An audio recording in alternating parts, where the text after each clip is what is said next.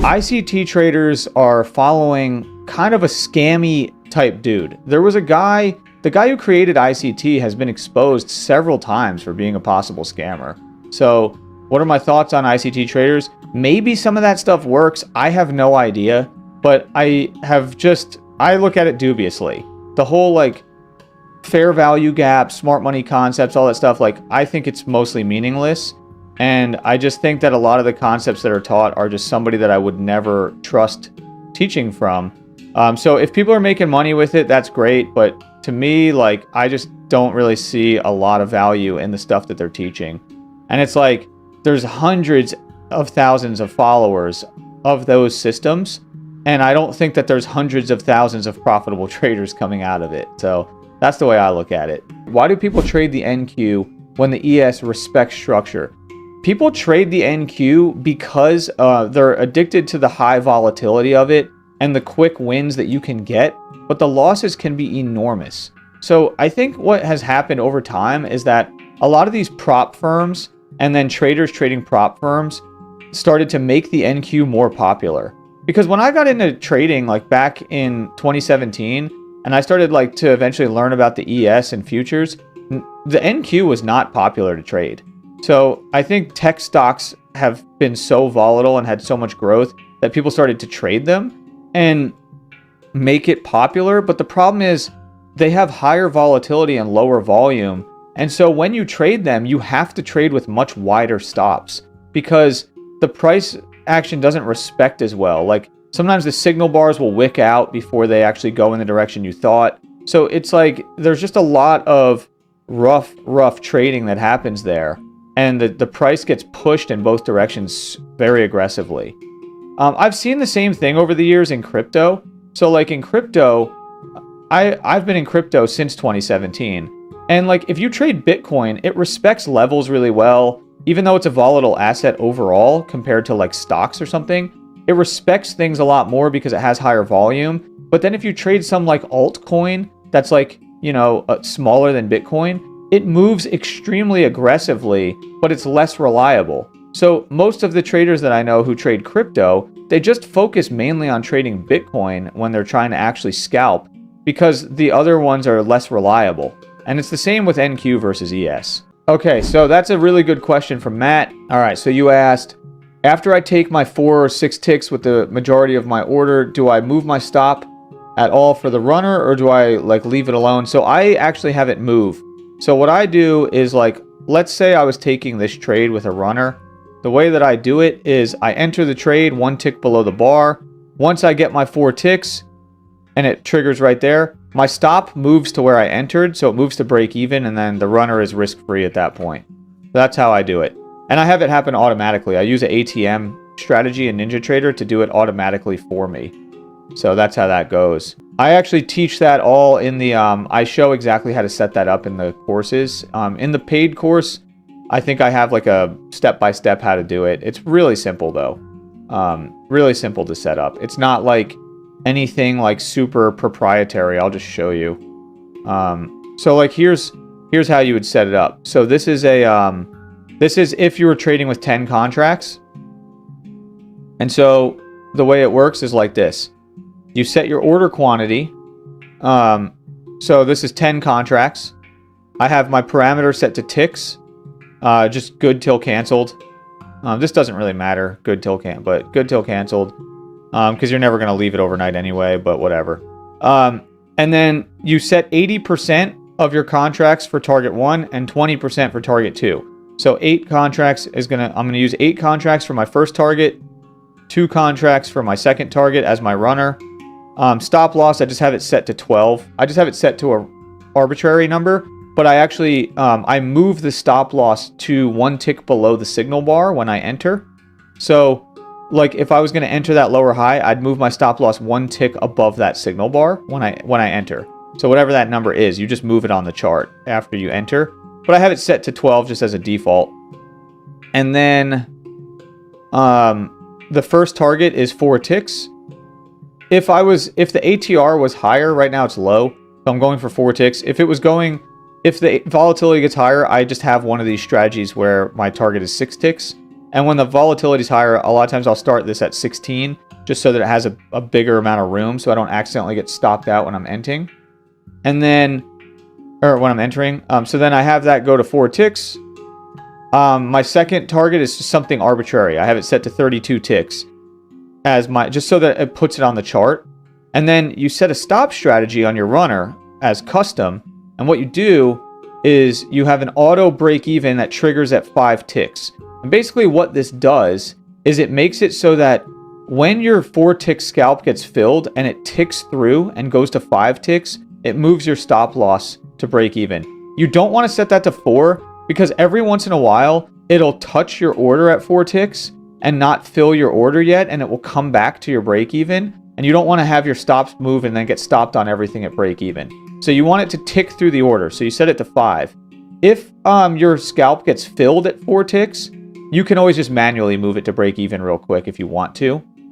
But I just leave it like that. And so that's how you do it. And so it's risk-free. It's like, it's chill. Once you get into the trade, or once you get your scalp, it automatically moves your runner. You don't have to worry about taking a loss on it. It runs it to break even. And then you're good to go. And then what I do is when I'm in the trade, I will manually adjust that second take profit because it will be on the chart. And then I'll move it around. And I'll move it around and I'll just like take it that way. And I'll move, and then while I'm in the runner, let's say I get a big runner. So let's say I entered this one. Let's just say this price kept going down. Then what I'll do is like, eventually I'll start to trail my runner. Now I teach my different methods for how I trail it, but I'll trail my stop loss down a bit. Like let's say the price was all the way down here. I'll trail my stop loss down so that it locks in even more profit. And I'll move my take profit further down to where I really think I might want to take one. So like, if I was in a trade here, I might just set my take profit at this blue line where I think we're going to bounce and just let it fill there. Or I might just trail my stop and like see if I can go even further. So that is dependent on your personality, how you want to do it. Why do NQ traders brag more than they actually journal? Because the thing with NQ traders, a lot of these NQ traders out there, their whole thing is that they take these trades where they think that they're going to trade with like a 1 to 10 risk reward ratio.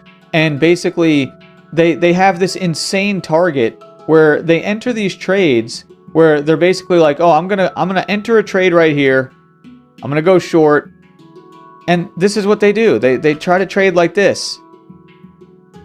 And they just like, they stack up all these losses with the hope that they're going to get this one giant win where it dumps all the way down to there. And then when they finally get it, they brag to everybody. And it's like, well, dude, you took 9 losses to get that one win. Like, what is it? What are you bragging about? I just don't get it.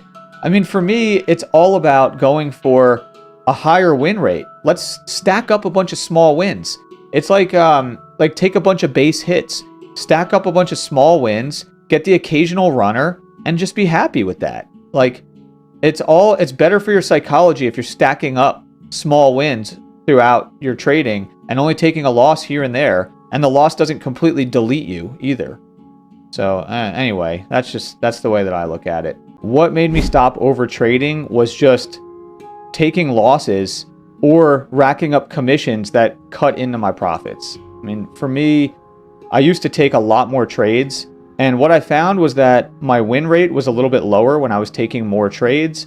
And I also found that I was like forcing bad setups and things like that. So by giving myself a limit of only taking like 1 to 4 good trades per day, it changed my trading pretty dramatically. And it forced me to not overtrade. So if I took a loss or if I had a few wins, it kind of kept me in line so I wouldn't get too exuberant or a revenge trade or anything like that. So by giving myself a limit on how many trades I'll take, that actually helped me tremendously. The biggest mindset shift that changed my trading was understanding that it really is up to me whether I'm winning or losing. Like, it's fully up to me. Like, I had to take radical accountability and understand that it's not the market's fault that I lost a trade, it's my fault. And that's one of the biggest things that shifted for me. Like, earlier on in my trading career, I just thought that like I had some system with probabilities. Oh, I'm trading with this type of probability and this and that type of probability, and I might just take a loss here because of that and whatever. But that's only the case if I'm going for a really large profit target. What I realized though is that when I'm scalping, that if I should always get my scalp if I read the market properly. If I read the market properly, I should always have a win on my scalp. It doesn't mean I'm going to get a runner, but I should always have a win on my scalp. That was a big shift for me because I realized, okay, I'm actually taking losses because of my own bad read of the market. And when I really got into that and I started to study that, that made a huge difference in my trading and my mindset. And that was a big deal because before that, I wasn't taking as much accountability. I go, oh, it's just a good setup that failed.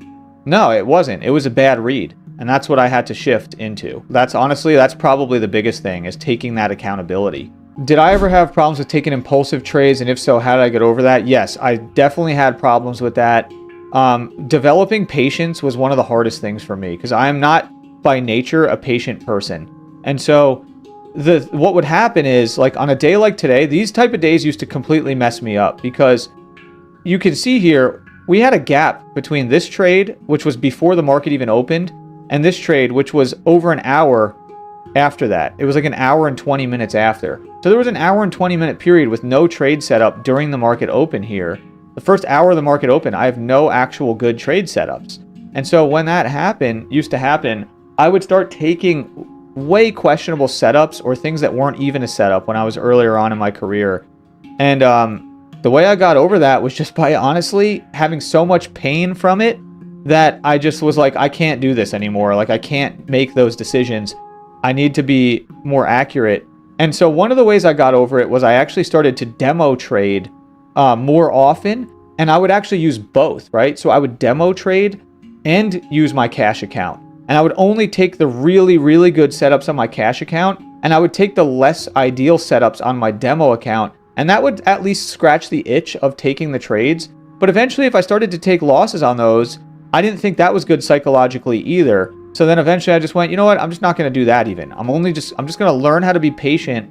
And so I set that rule for myself of never taking more than 4 trades in a day. And by having the 1 to 4 trades rule, that actually changed things pretty dramatically for me. But really, it came down to setting actual rules for myself.